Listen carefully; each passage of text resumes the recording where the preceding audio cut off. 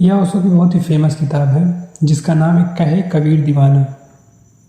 इसमें बेसिकली ओशो ने ये बताया हुआ है कि इस्लाम में एक धारणा होती है कि जब भी तुम परमात्मा के पास जाओगे तो वह तुम्हें पूरा मांगेगा, तुमसे पूछेगा कि तुम पूरा वापस क्यों नहीं लौटे, तुम अधूरे वापस क्यों लौटे हैं। अक्सर लोग इसका गलत अर्थ निकालते हैं। वो ज़्यादातर लोग इसका अर्थ ये निकालते हैं कि तुम्हारे शरीर खंडित क्यों है, लेकिन यही चीज़ ओशो ने पूरी तरह इस बुक में डिस्क्राइब किया है। देखिए आगे हम पढ़ते हैं तो इसे समझने की कोशिश करना। इस्लाम की एक धारणा है कि परमात्मा के पास जब तुम जाओगे तो तुमसे वह पूछेगा कि तुम पूरे वापस लौटे हो। अगर तुम वह अधूरे वापस लौटे तो तुम दंडित किए जाओगे। परमात्मा ने जितना तुम्हें दिया था कम से कम उतने तो वापस लौटाना। ज़्यादा न कर सको तो क्षमा मांग सकते हो, लेकिन कम होकर तो वापस मत लौटना। इसके अनेक आयाम हैं। इस बात के निश्चित ही परमात्मा ने जितना तुम्हें दिया है उतना तो कम से कम लौटा ले जाना। उसको काट कर मत लेना। उसे बढ़ा सको तो ठीक।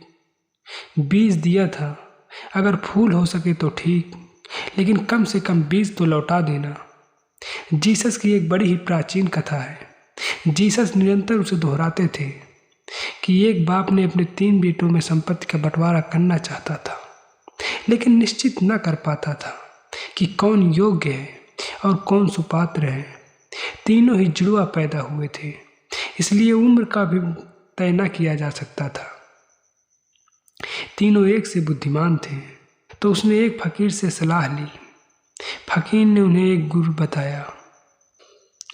उसने कहा बेटों से कि मैं तीर्थ यात्रा पर जा रहा हूँ, और बेटों को उसने कुछ बीज दिए, फूलों के बीज, और कहा इसे संभाल कर रखना।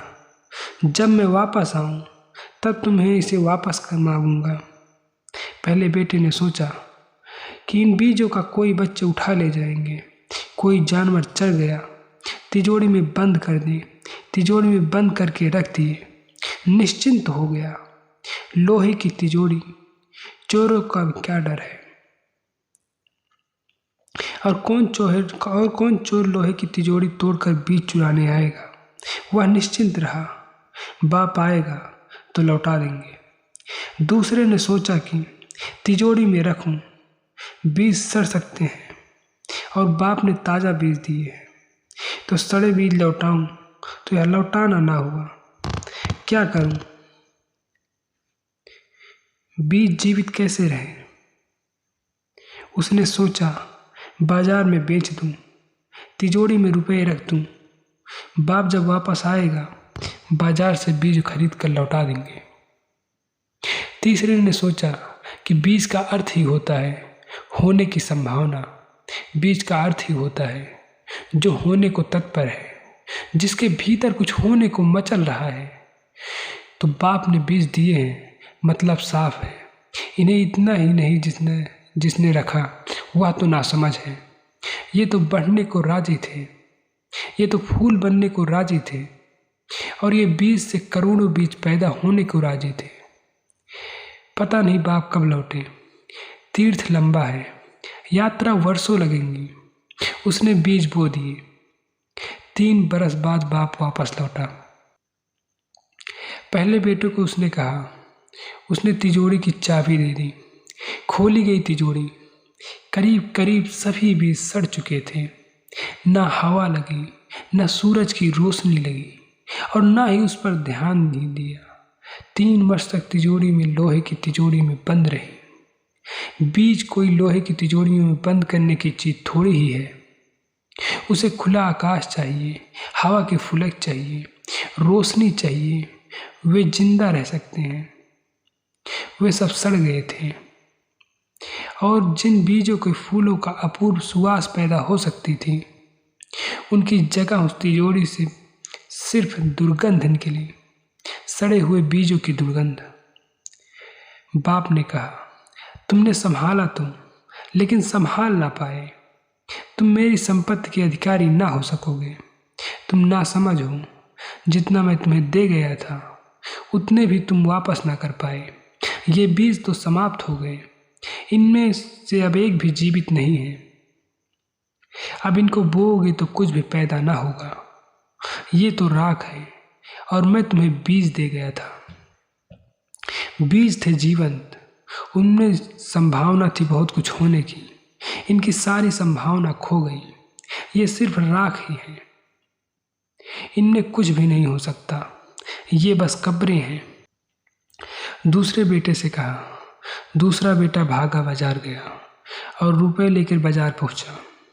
बीज खरीद कर ले आया, ठीक उतने ही बीज जितने बाप ने दे गया था।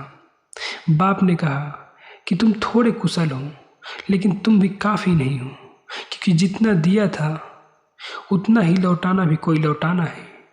यह तो जड़ बुद्धि भी कर लेता है। तुमने कुछ बुद्धिमत्ता ना दिखाई और बीज का तुम राज ना समझ पाए। बीज का मतलब ही यह है कि तुम ज़्यादा हो सकता था, उसे तुमने रोका और ज़्यादा ना होने दिया। तुम पहले से योग्य हो, लेकिन पर्याप्त नहीं हो। तीसरी बेटे से पूछा कि बीज कहाँ है।